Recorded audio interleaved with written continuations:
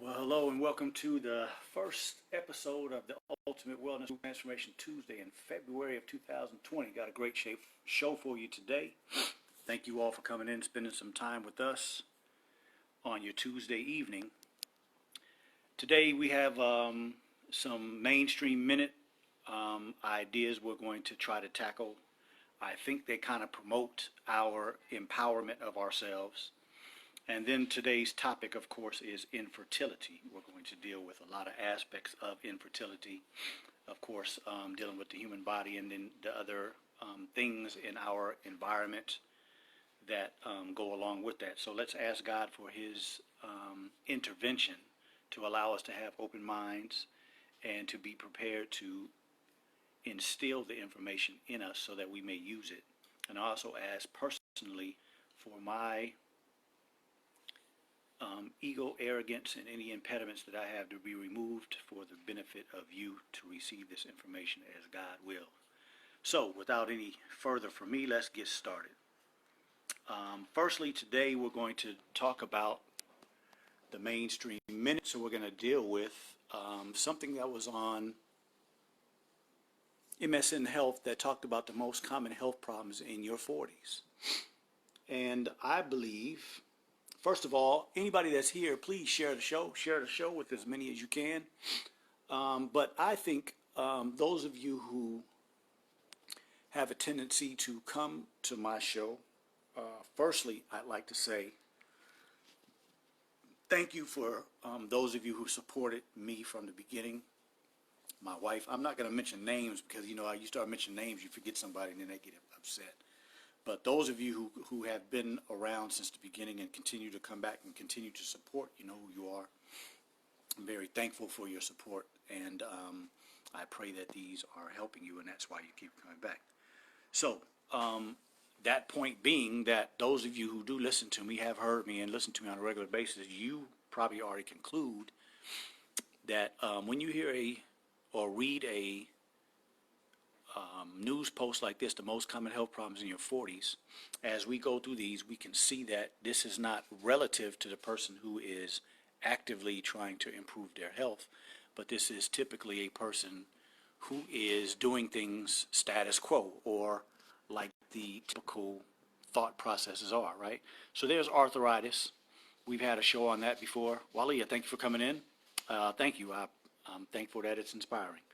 Arthritis is something that is foreign to me. I don't have arthritis.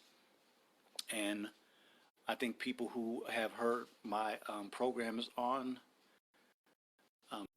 joints and things of that nature that do some of the things that I suggest are either getting rid of or don't have joint pain. Well, thank you for coming in.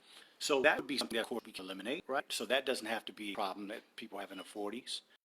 Well, diabetes, that's from overeating, from indulging in excess. So that's not necessary for 40s. Tendinitis, I would put that in the same category as arthritis, same type situation. What about high blood pressure? Same thing. Most times high blood pressure is something that can be solved pretty easily in comparison to other medical problems. In my 25 years of experience, one of the easiest problems to solve. So, of course, it's easy to keep from occurring in your body. So here's occasional impotence. We'll be dealing with that today. Occasional impotence is just a sign that impotence or infertility is on the way. In a 40-year-old, really? That's kind of young to have impotence problems, right? High cholesterol, eating bad foods like we talked the other day, all these processed foods and these hydrogenated oils. Those are the most common causes of high cholesterol, along with people that have high diets. Higher body mass index, that's just gaining weight over time. All of us, as we mature, are going to increase our body mass index from when we were children. But a higher body mass index going into negativity, meaning you become obese or so much overweight that you start emanating yourself for diseases, is not necessarily something that comes with age. It comes with ignorance. Osteoporosis. We've talked many times on vitamin D and the right sources of vitamin D and getting out in the sunshine and getting some activity in your life.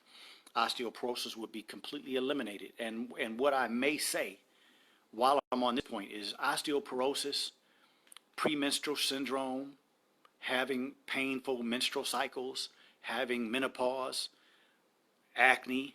These type of problems are almost unheard of in other countries. When you go to parts of the world where people are still living with nature and living in accordance with their cultures that come from, many, many years down the line, they don't even have these type of problems. So they have to be what we are doing. Sherelle, thank you for coming in.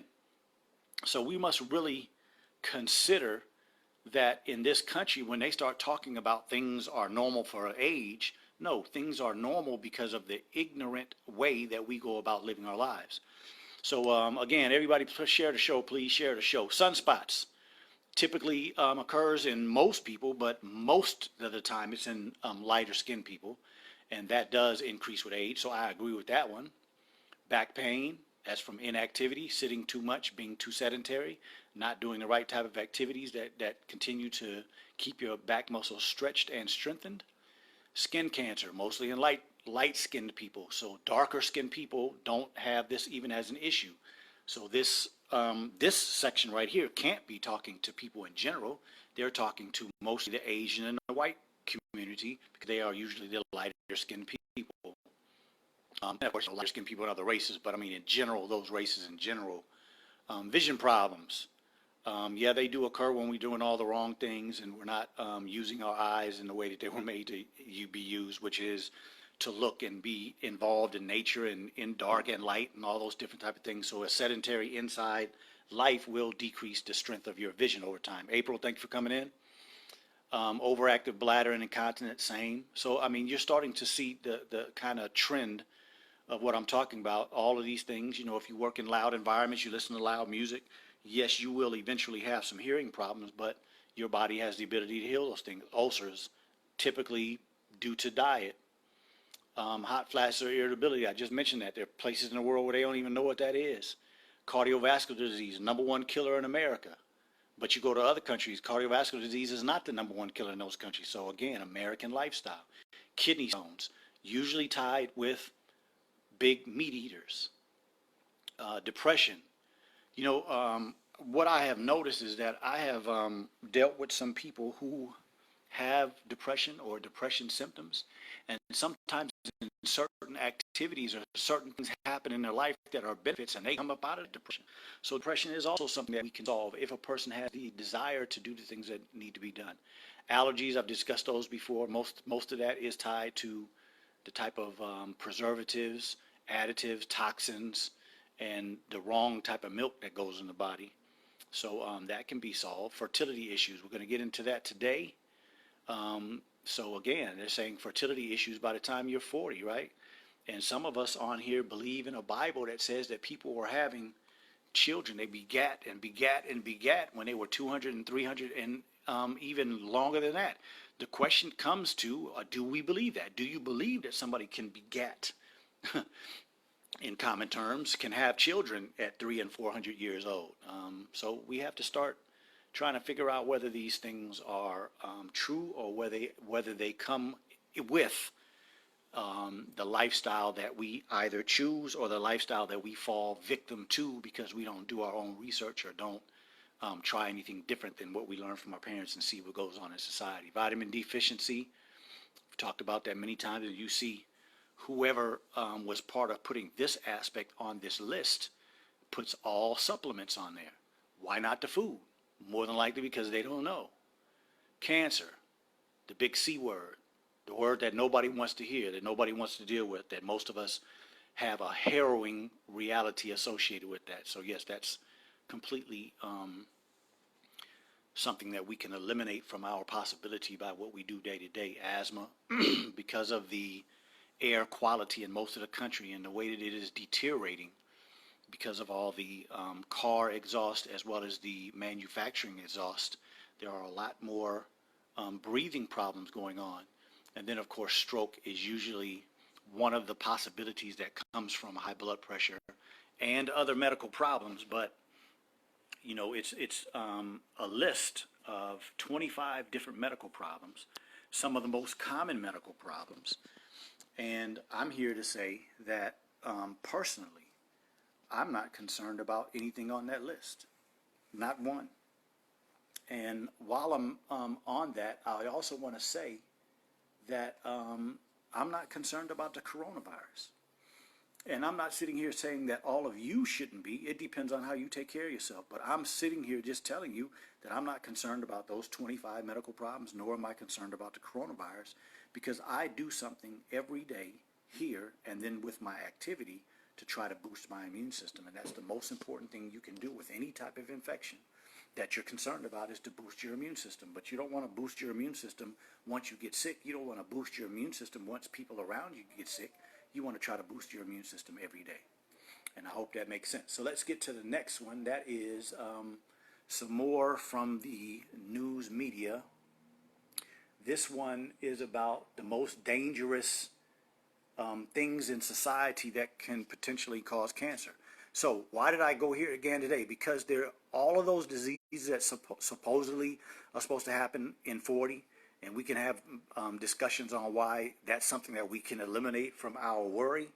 And the reason why I wanted to go through this is because this article right here is basically saying that these are the things that can cause cancer. So if these are the things that can cause cancer, then there's something that we can do about eliminating this from our diet, or putting our bodies in a place where it can eliminate this for us. So sugar, excuse me, I disagree that sugar causes cancer. I do agree that bleached sugar, meaning white sugar, which has no nutrients in it, can. So number one, there's one thing that you can do to eliminate that as a processed foods. We talk about that all the time. We have to prepare our own meals. Otherwise, we're at the sake of somebody else's mind frame. Smoking. In 2020, with all the information that we have about smoking, every time I see a person smoking, I believe that they're basically committing suicide. And I know that everybody that smokes may have some emotional and other things tied to that, but that's honestly what I think. There's too much information out here for people to make bad choices. Vaping is just as bad. People, when vaping first came out, they said that it was not as bad as smoking cigarettes, but we're learning that that is not true. A lot of deaths across the country with vaping, so don't believe that that's going to benefit you. Tanning and unprotected sun exposure, again, that's with light-skinned people, or typically the Asian and white population. Toxic chemicals at work. So we're talking about where you work and things that you do to yourself that can increase the toxicity of your body. The night shift. A lot of people don't understand how difficult it is for your body to be up all night and be up during the time when the sun is shining during the day. That's very difficult on the body. It throws the body into a very serious lack of rhythm. Arsenic, very, very toxic thing. It's in a lot of water tables. It's in a lot of the soil, and so it is also in a lot of these processed foods. Charred meat and grilling over an open flame, highly tied to nitrates and causing cancer. Coal mining, I don't know anybody personally does that, but they're still going on in this country. Even the way you see that this coal tar is all over these people, they still could take care of themselves in a way that they wouldn't have to worry about it. Alcohol, right? So you hear some of these ignorant posts on the media talking about drink some alcohol every day. Well, why would you suggest that people drink alcohol every day when it's tied to cancer? No, you shouldn't drink alcohol every day. What you should do is eat the type of food that makes the wine, which are the real benefits in those foods, which we're talking about grapes. Diesel exhaust. One thing I want to mention here is that the exhaust that you can't see is worse than the ones that you can. So car exhaust is more detrimental than diesel exhaust. Salt, cured meat, fish, and pickled foods. So when these people talk about eating cured meats and all of these old foods and these fermented foods and these keto diets are tied to increased cancer. So of course that couldn't be the right answer for a long-term health goal, right? Fracking, there are a lot of chemicals involved in that, so people that are associated with fracking for a long period of time wind up with serious health problems. Processed meats, ham, bacon, and sausage, shouldn't be eating that anyway, but processed meats in general, if you eat sliced meat for sandwiches and you're always doing bacon and sausage, all that kind of stuff, your chance, it's been highly associated with causing cancer. Asbestos, most of us know that asbestos is really bad for you. And then a person who is exposed to asbestos and smokes, chances of cancer go way up. Glycophosphate, you have all this stuff in the news about these herbicides. They on the package it says that it causes cancer, and yet people have to actually go into the courtrooms and sue these people in order to get compensation for their lives being torn apart by this stuff. But this is one of the reasons I always say that you have to eat organic. You cannot afford to put food in your body that has had pesticides, herbicides, chemical fertilizers on them, or GMOs, because your chances of having poor health are going to be greatly um, increased by that. Wood dust, I don't agree with that unless the wood dust has chemicals associated with wood in general. If it's good wood, shouldn't cause that much of a problem.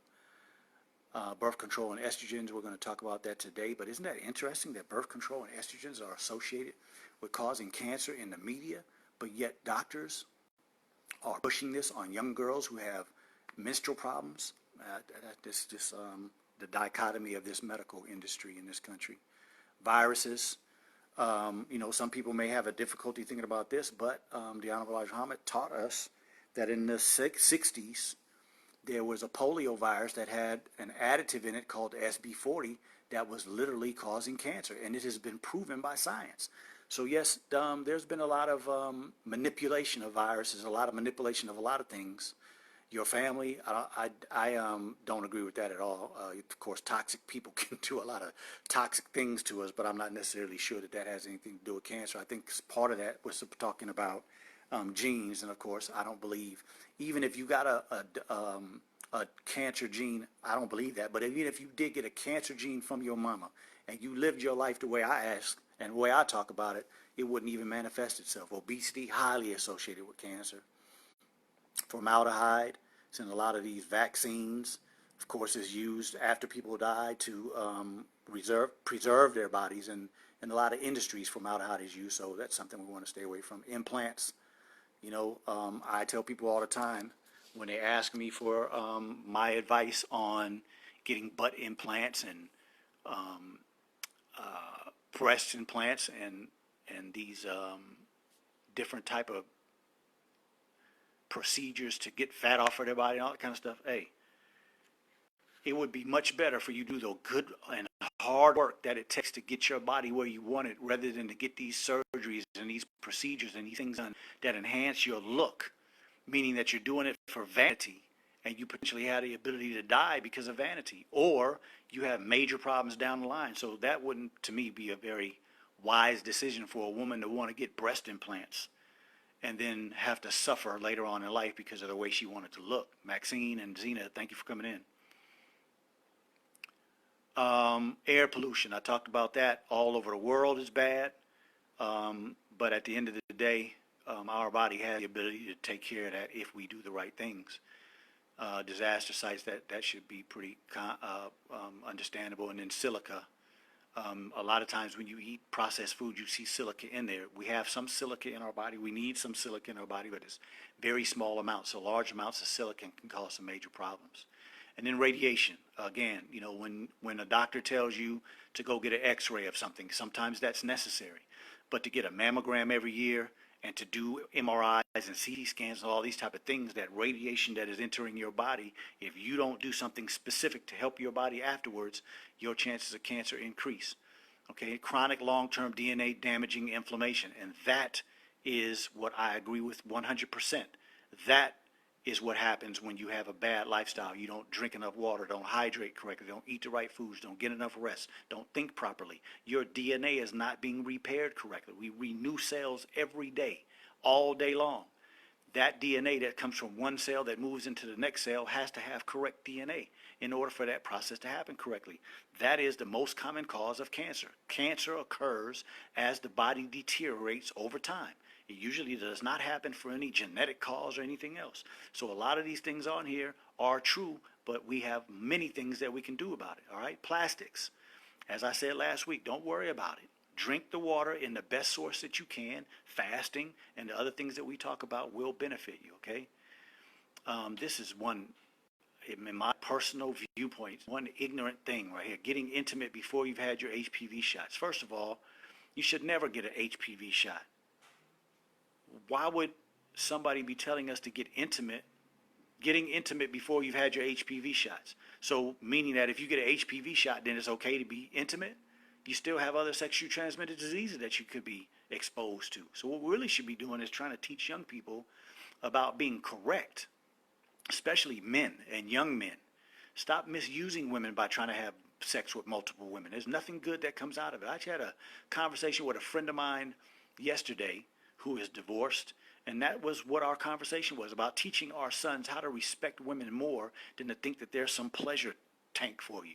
You go and you have sex with a woman because you want pleasure, but you really don't have anything for her or her future. So that's what we have to start. But the HPV shot is horrible and destroying people's lives. Crazy to tell some people like that. I don't even know what that was about. Let me skip that because that's ridiculous. I don't think this is relative. Scalding hot beverages cause you some problems on your tongue. But acrylamide, this is something that is in a lot of processed foods and even some breads. So look for that word, and if you see that word, you should stay away from that food. Okay? So that's the mainstream minute for today. I think it's important for you all to see what are my thoughts when I look at some of these mainstream media posts. And I think it's important for you all to understand how when you are exposed to this type of information, you can start doing some things here, right? In your mind first, and then after your mind, then you can get into the things that you can do with your activity. And so let's get into the subject for today, which is infertility. First, let's look at the human reproductive system, okay? And if you see there, in the female, you have the fallopian tubes, the uterus, the endometrium, the cervix, vagina, the ovary, and the fimbriate. And over here on the male, you have the bladder. And the bladder should be in the same place over there in the woman. So where you see the bladder right here in the yellow, it pretty much has the same place over here in the woman. It sits right behind the uterus. Seminal vesicle, prostate, vas deferens, testicle, epididymis, urethra, penis. So these are the human reproductive organs, right? These organs are responsible for every single one of us being alive. But they don't work without another system, which we have to touch base just a little bit on, because when we're discussing the topic of infertility, there are many different reasons and many different ways that a person can have infertility problems, okay? So we have to do a little bit of anatomy. Hope you all don't mind. But this right here is in the brain. I'm sure most of you have heard the word hypothalamus and the word pituitary gland, right? Pituitary gland extends a little bit out of the brain, right behind the nose, or right above behind the nose. But the hypothalamus is this set of basically really, really sensitive receptors in the brain that detect and evaluate everything that's going on in the body. Every single solitary thing that you could even think that the body has the ability to do, the hypothalamus is evaluating whether it's being done. Is the blood at the right consistency? Do we have enough water in the body? Do I have enough rest? Am I hungry? Do I need to do this thing with my hormones? Do I need to increase them? Do I need to decrease them? Do I need to do... This is the section of the brain that does all of that evaluation. Everything that goes on in your body, every single solitary thing is being evaluated right here. Now, what happens after the evaluation is done? It will be no different than any other aspect of the life, right? In our lives, we say, you know what? I think my car needs to be checked by a mechanic. So after you think that, for whatever's happening, that you detect it, then you have to go take that to the mechanic, right? Well, once the body detects that something is needed, then what happens? The body goes to work. You see right here, the section of the pituitary gland that goes to make sure the skin is right.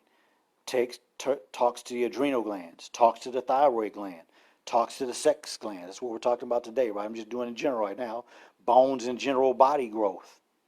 Breasts, uterus and breasts.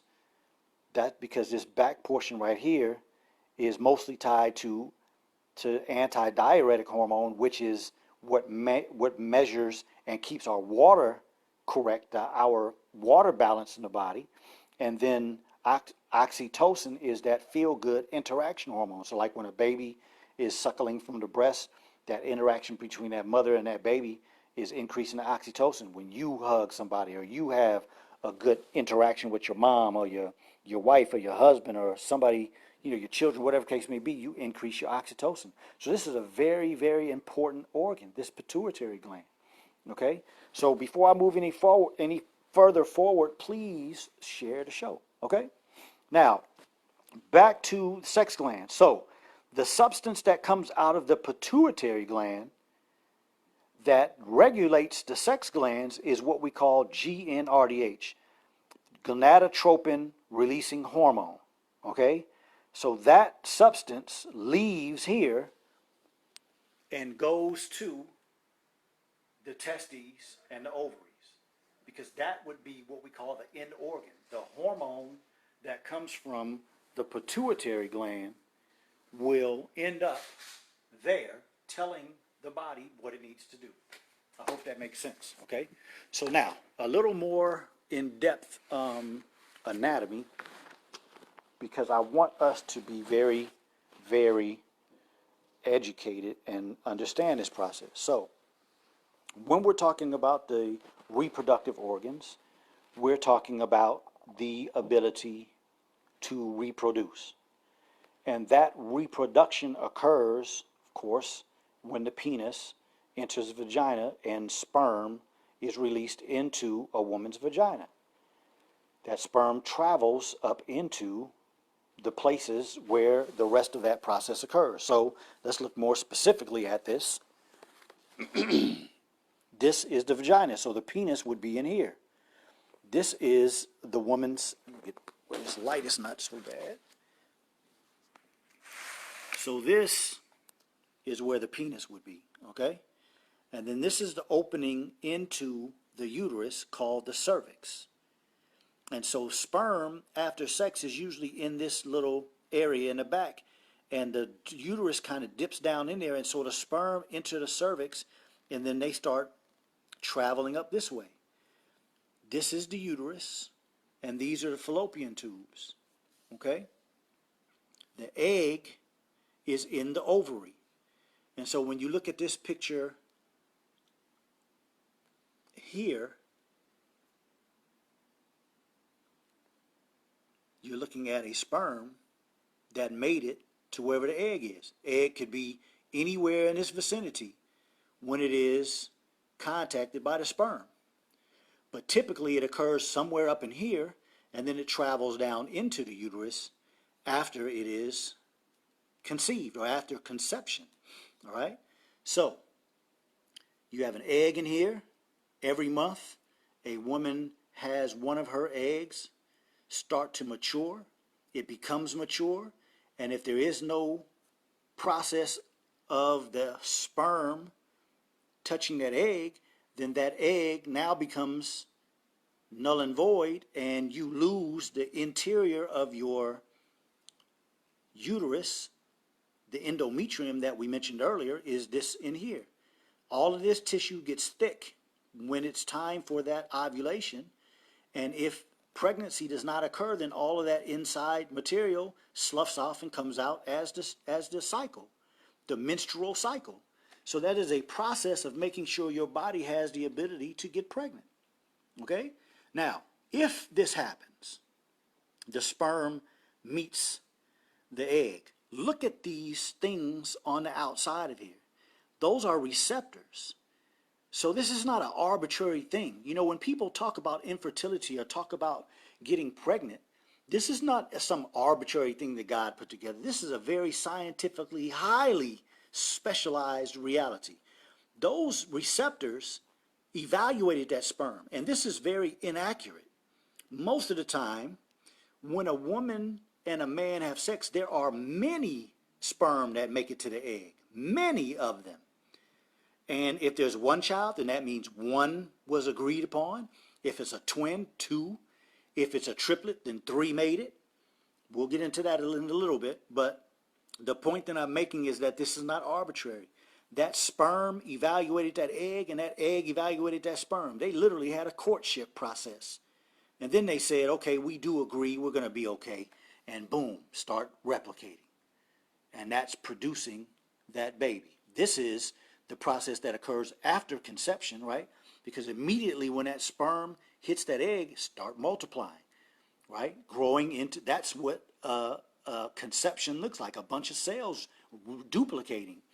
But when it moves down into the uterus, it starts the implantation process.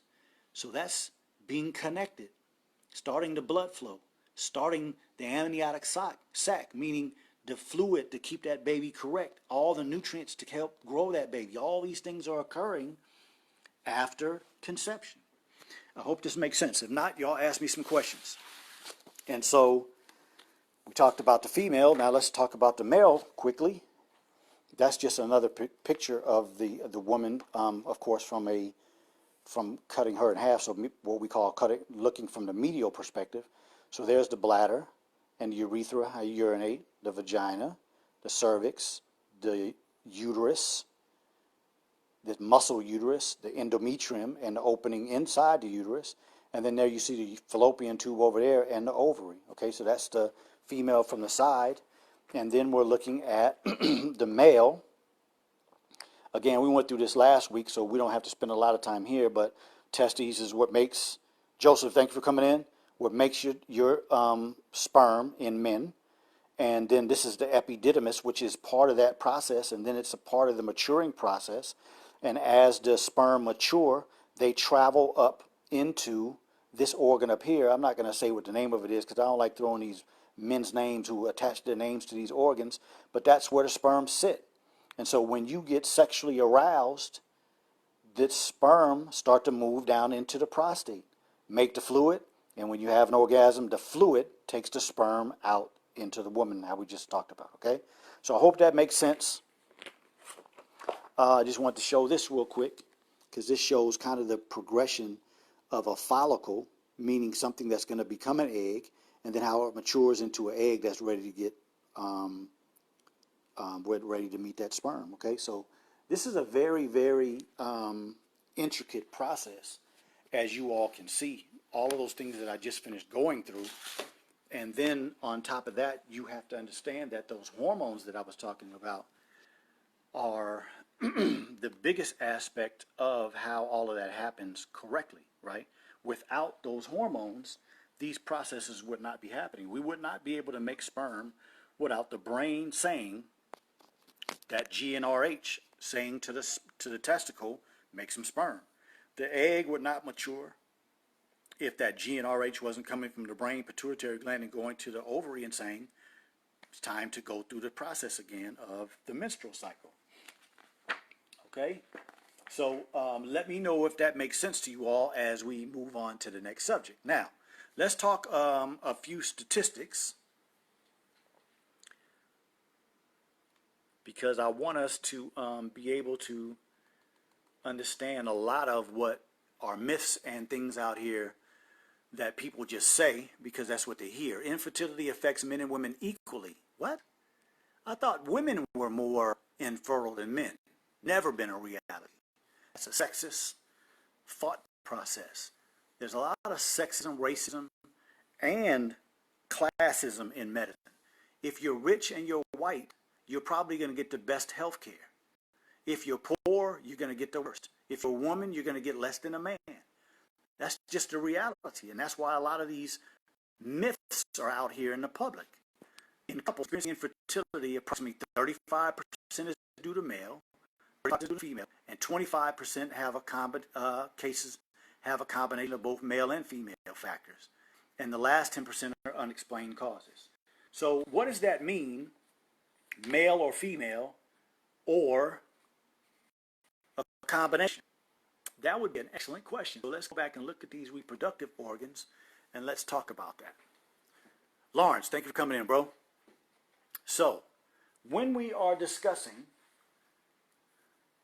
a woman, we're talking about a cervix, is the opening into the uterus. And these fallopian tubes are very thin, right? When we look at pictures like this, we're looking at something that's been extremely blown up, but those are very thin.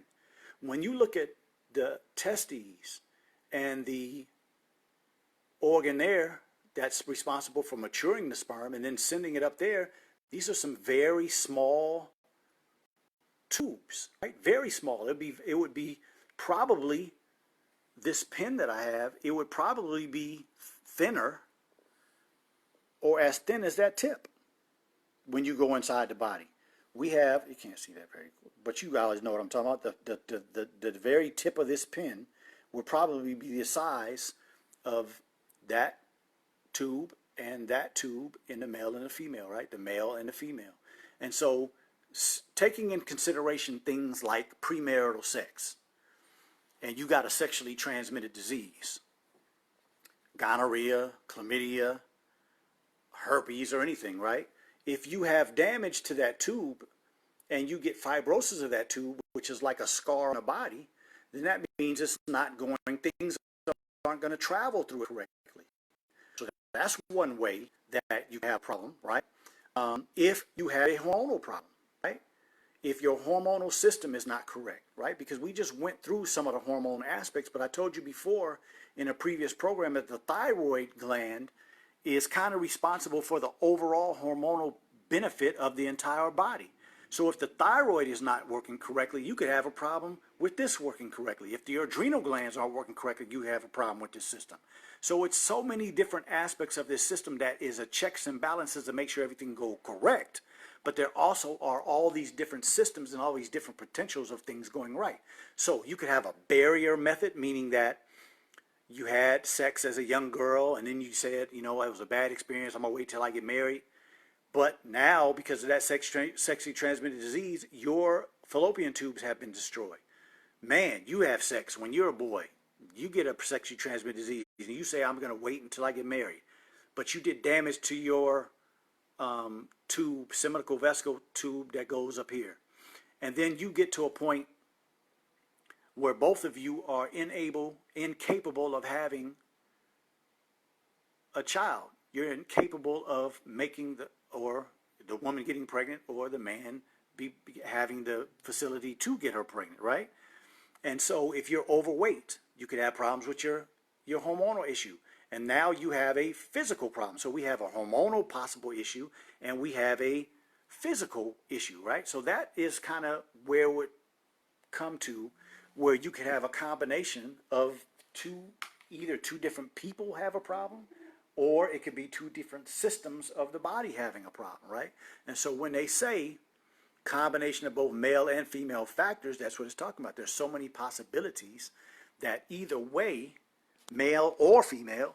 But the biggest point that I wanted to point out there was that this is not just a female issue, but typically that's what men say. Men say she can't get pregnant. And typically that's the thought process, but it's just not actual facts. Actual facts is that there are many different possibilities, and males and females usually are equal cause in this infertility problem. Zena Hayes says, is it possible that a male can become sterile from cell phones on their hips or in their gym short pockets? Is it possible? Yes, I actually believe that it is possible. It depends on, of course, how often they keep them there, how, of course, you know, other things that they could potentially do to keep their health. But yes, the cell phone has been studied in a lot of different aspects, from an electrical perspective, from a radiation perspective, and just from a perspective of not allowing the body to have its normal processes. And so those things I believe are true. And the testes happen to be one of the most sensitive aspects of the body. That's why a man has a testicle sac, right? Because the reality of that testicle sac is to let that testicle move away from the body if it gets too hot, and to pull it closer to the body if it gets too cold. There's a specific whole nervous specific system that does that. So the testicle is a very specific and a very sensitive organ. And so if heat has the potential to kill sperm and keep the sperm producing process incorrect, then you know other things can also cause them too. So yes, I do believe that that is a potential source of problems with the testicles, is a man that carries his cell phone near his testicles. So good question, Zena. Appreciate you. Okay, here's another one. Men are overtaking women as the root of infertility, according to a recent study which shows that for the first time, male causes are more common than female causes in diagnosis of fertility problems. So this started happening within the last 10 years because there were statistics that said that females were a little bit above men, and now things are starting to change, right? So out of 100 couples in the United States, 12 to 13, we're talking 12 to 13% of the population based on this, right, are having trouble becoming pregnant. About 10 in 100, 6.1 million women in the United States. So you see, they go right back to blaming the woman in this situation.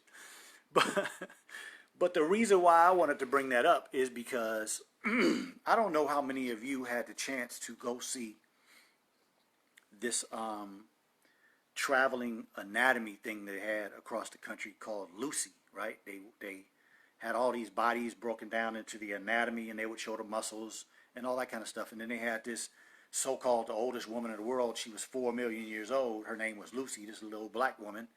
But she had an umbilicus, meaning she had an umbilical cord. You got an umbilical cord, you had a parent. And if you had a parent, that means that wasn't the original source. The original source did not have an umbilical cord, right? Because the God who created himself couldn't have had an umbilical cord. He didn't come from that process. And the woman that he made couldn't have come from that process. But everybody after that had an umbilical cord. So even if we want to use that, which is highly inaccurate information, because people are a lot older than 4 million. But let's just use that as an example. That people have been on this earth for 4 million years.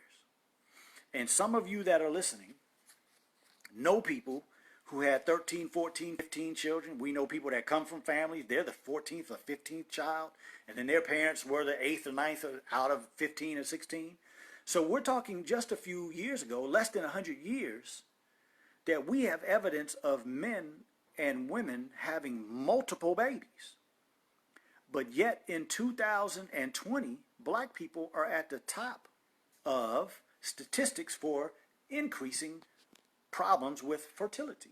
So where is all this coming from? Well, the thing that we really need to look at is that fertility has been a problem for many, many years, mostly in white America. If you go back to the 70s and the 60s, infertility clinics were mostly full with white people. There weren't a lot of other races in there. But races have begun to have more and more problems with fertility. Now, if you look here at Hispanics, black, those two are the highest fertility rate in the world. But yet we're still having declines, meaning that we're having a problem producing babies. In 2000, this is a 2018, I believe either 2016 or 2018 study. But the point is to look at the changes that are happening, right? Because this graph right here just shows different age ranges, and you can see that like the 40 to 44-year-olds, the 45 to 49 pretty much staying the same, but that 15 to 19 going down, 40 to 44 staying pretty constant, 35 to 39 went up just a little bit, 20 to 24 going down, right? So these are just examples of the younger ages, the 25 down to the teens, have had a large decrease in their fertility rate, which is usually the most active fertility aspect of life in those young teenage, I shouldn't say young, but the older teenage into the young 20s in this society. That's not necessarily true in other parts of the world, but in America, that's typically it. And we can see that in those populations, there has been a decrease in fertility. Now in this one, I want you all to take a look down at the dates. Because I have said before that, as I just mentioned, there were times when black families were huge. A typical black family in the South was 14, 13, 17, 20 children. And some of these men had another family across town or right down the street. Okay?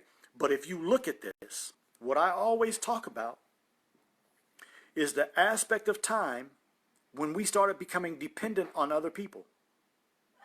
As I always say, my grandmother said that she never shopped in a grocery store until she was 50. That was 1949 when she was 50. So at that time, most black people were growing their own food. We had just come out of slavery not too long ago. Our health was improving. From slavery, which most of our medical problems were due to insufficient diet, insufficient nutrients, we were malnutritious, sick. But our health continued to increase. Just like this is saying our infertility increased, but this is overall America. But this is kind of the statistics of black people as well. As much as we were making babies in slavery to keep that process going, because there was no slave master that didn't want his slaves to continue to produce. That's how we continue make their money and make their potential to not have to do any work themselves. Point being that the health and fertility of America improved after slavery, mostly because of non-white reality. And in the 60s and into the 70s mostly, when we started depending on other people, going to grocery stores, going to fast food restaurants, going to restaurants to eat food, look what happened to the fertility. That is an amazingly drastic. In any other aspect of life, we would have called that life-threatening. We would have called this an exasperating event. But we hardly heard anybody talk about infertility. So we have to come to a conclusion that these things aren't by happenstance and that there's something very specific that is being done to interfere with our fertility. So, one more statistic, and then we can get to talking about some more things, all right? Total fertility rate by ethnicity in the U.S. in 2018. So the Native Hawaiian Pacific Islanders had the highest fertility rate in the U.S. And we can look at this chart, and it shows you what the overall is, and then what specific races or ethnic groups had the highest fertility rate. So you look there, of course, there's Native Hawaiian and other Pacific Islanders. Next was Hispanic. Next was Black, American, the natives to this country. I don't like calling them Indians or Native Americans, but the point that I'm getting to is that even with all of this stuff that's been going against us since the late 60s into the 70s, look at the rate of our capacity to still have babies. It's still great.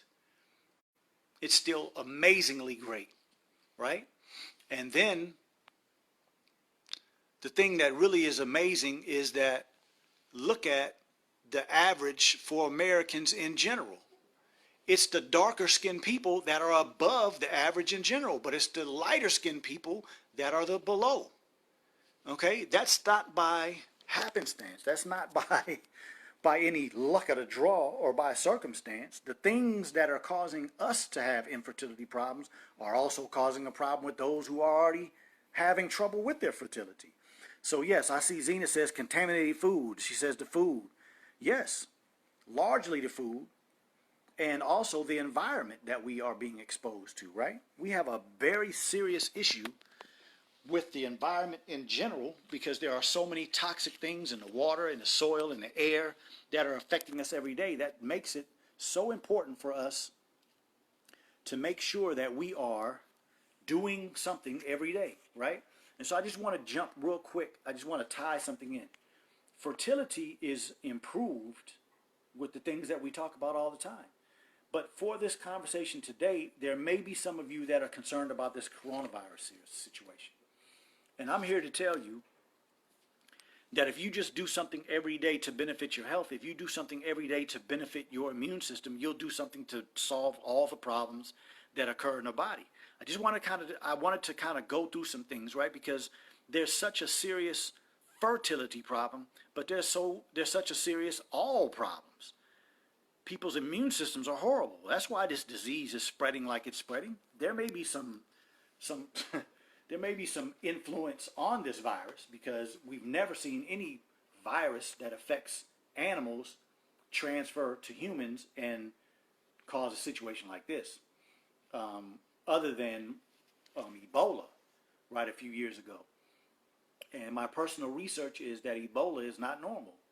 Very similar to HIV is not normal. The way these viruses work is not like any other virus in nature, which tends to make me think that there's some manipulation.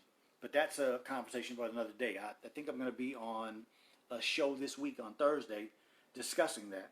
So look to the Ultimate Wellness Group either on Instagram or Facebook, and I'll let you all know what I'm going to be on, okay?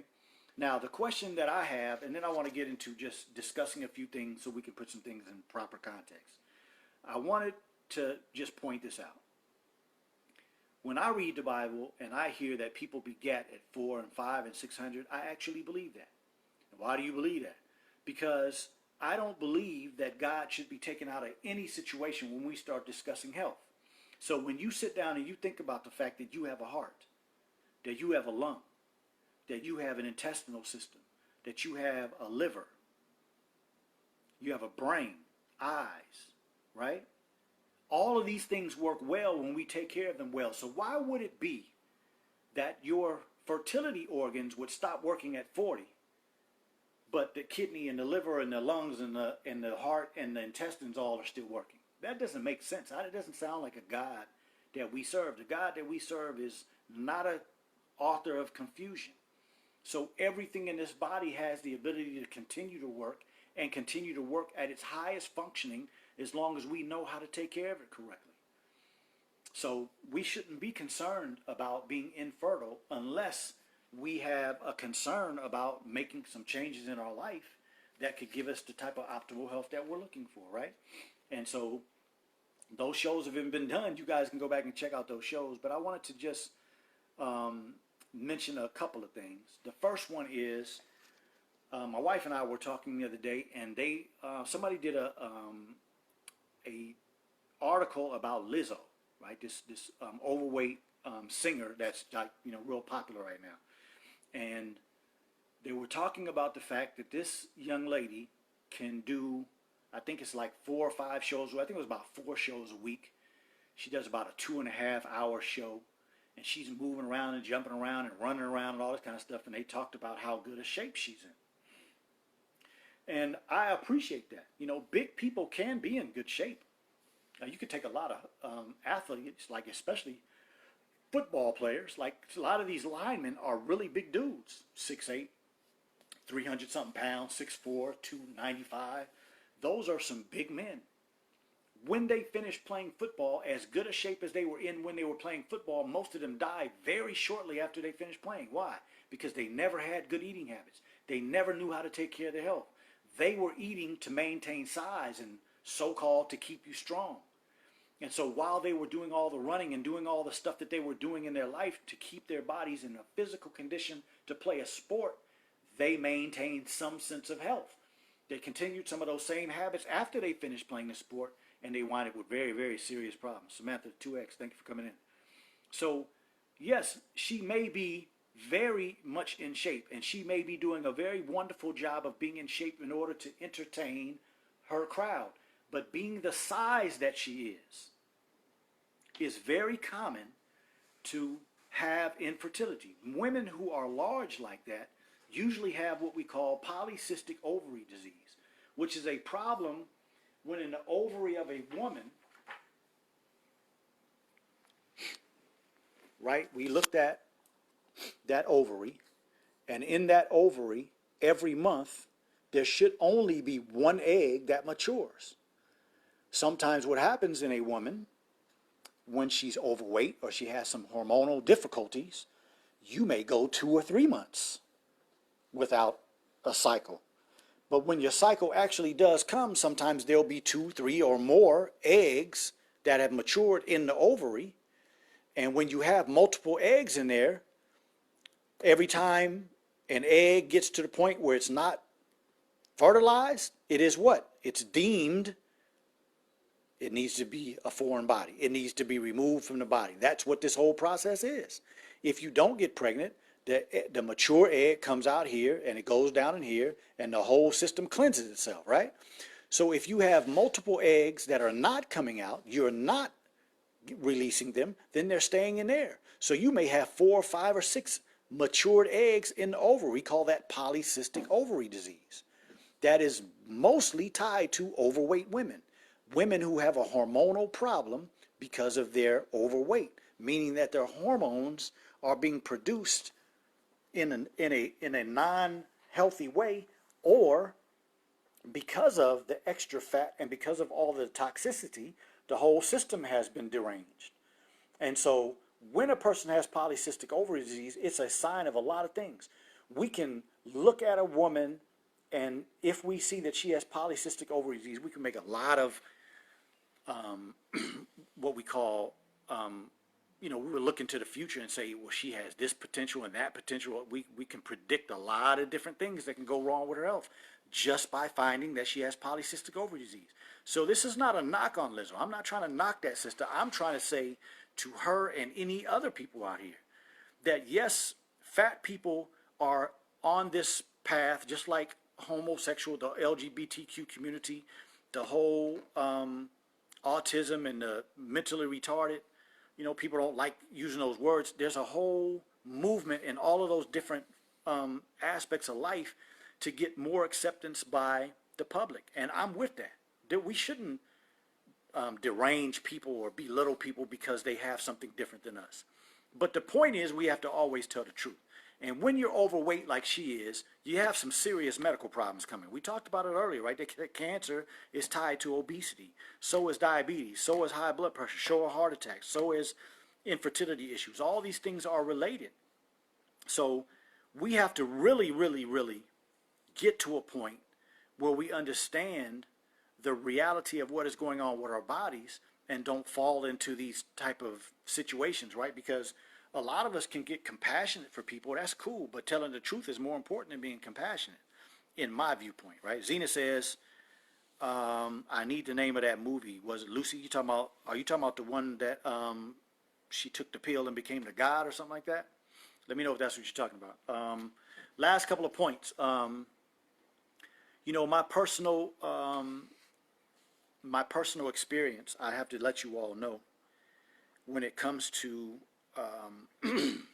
infertility, is that anytime you go outside of God's system, you're always going to wind up with some problems. Okay? Now, I literally have 3 family members that are the product of fertility drugs. And when I have been in the experience of a woman using a fertility drug, those children always come out with something wrong.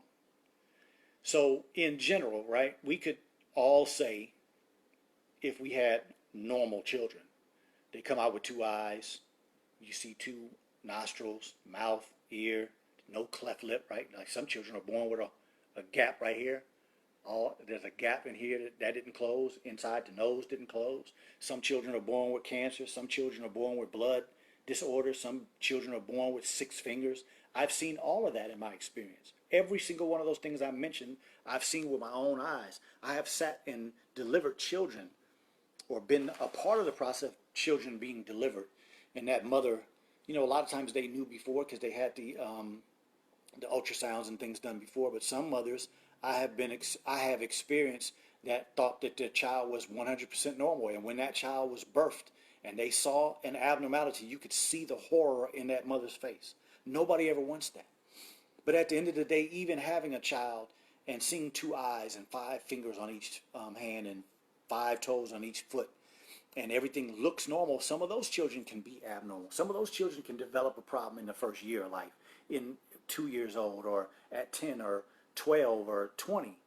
So we can't really say that a child is 100% normal just because they come out looking like normal based on our evaluation, right?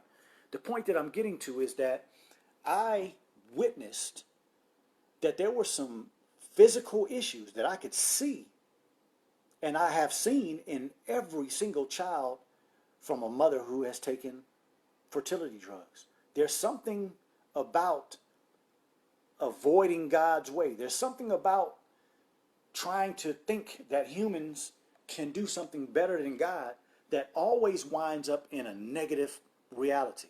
Now, everybody that I'm talking about that I saw something physically wrong with them, they're doing okay. They're in their 20s now and, in college doing whatever they do in life. But that doesn't differentiate the fact that I witnessed that there's something different that happened. And I have not seen that in children that come from the normal process of fertility. And so, just show something real quick. So again, here we are at the ovary, right? And all of these little circles are the follicles that have not matured into a mature egg that's ready to be fertilized, right? And when you have a woman that has been put on fertility drugs, it changes the hormonal reality, and it makes maybe 8 or 10 of these become mature. And so when that sperm or the sperm get to the eggs, sometimes there are multiple, right? Now, I literally had a cousin of mine who, when she took a fertility drug, I think at first she had 6 babies in her uterus. So instead of just one being attached to the uterine wall like this, she had 6 of them. And then one aborted, and then another aborted. And so she wound up having twins, which means that she lost 4 babies from that fertility medicine. The fertility medicine had 6 of her eggs that matured and came in here somewhere. And that means that her husband deposited enough sperm in her to have 6 different eggs be fertilized. Like I said, this is very inaccurate as a depiction, because when a man ejaculates into a woman, if he is healthy, sometimes he can do hundreds of millions and sometimes billions of sperm. And sometimes the egg will have 1,000, 10,000 sperm that make it to that egg. But then there's a process, as I said before, of evaluation. These little things on here don't look like much, but those are really evaluators. Those are what we call glycoprotein receptors on these eggs. And that head of the sperm has the same thing. It has some of these as well. And this is an evaluation process that is going on right here. And this system can shut that down, and this can shut that down. So at the end of the day, when the sperm reach here, the right one is going to go. The right one is going to produce this baby after this interaction. If you are taking fertility drugs and you have multiple eggs now, you have changed the whole scope of the way this system that God made. Because out of those billions of cells, sperm, should I say, out of those hundreds of millions of sperm, was it only supposed to be one that was supposed to make it? Was it 10 out of the 100 million? Was it 20 out of the billion? I don't know the answer. God does, though.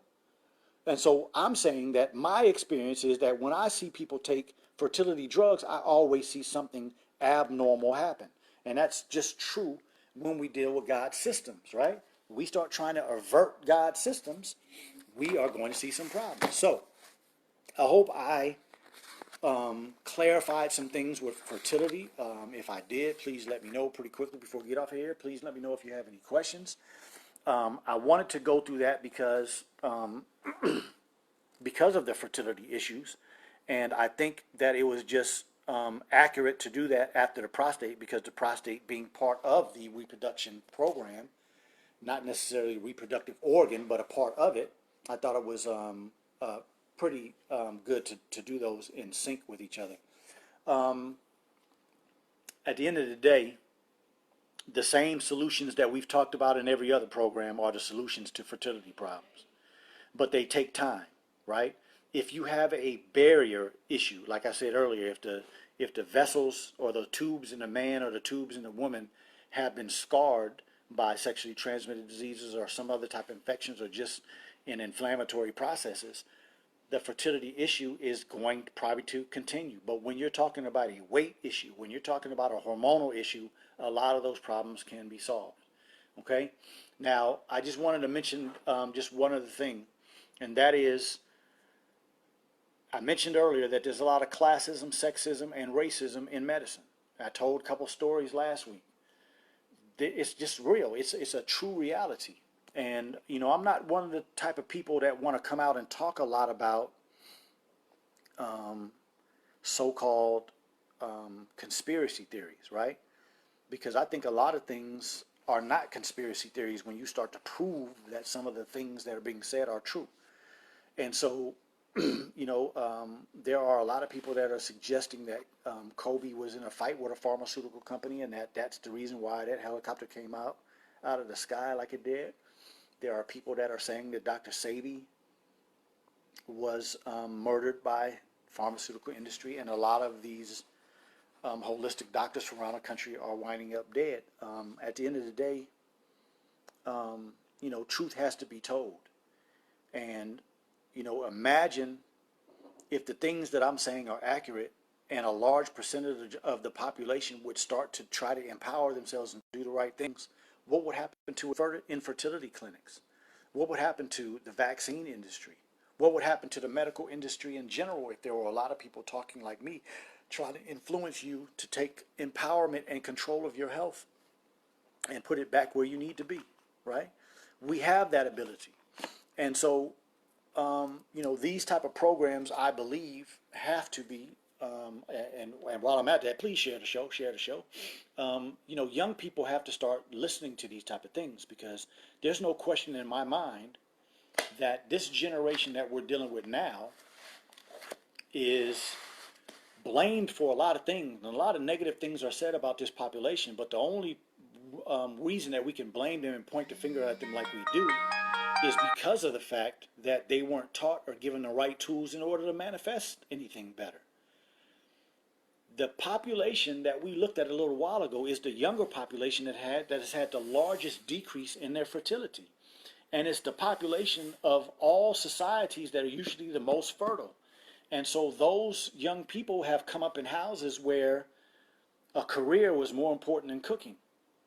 And eating at home was less important, sitting around a table and having good discussions and making a well-cooked meal at the house and passing on that reality into the sons and the daughters. I'm not saying that only girls should learn how to cook, but I'm saying the whole reality of making home meals and eating and being in control of your own health has not been passed into this current generation. So how can we expect them to have any better of a reality than they do?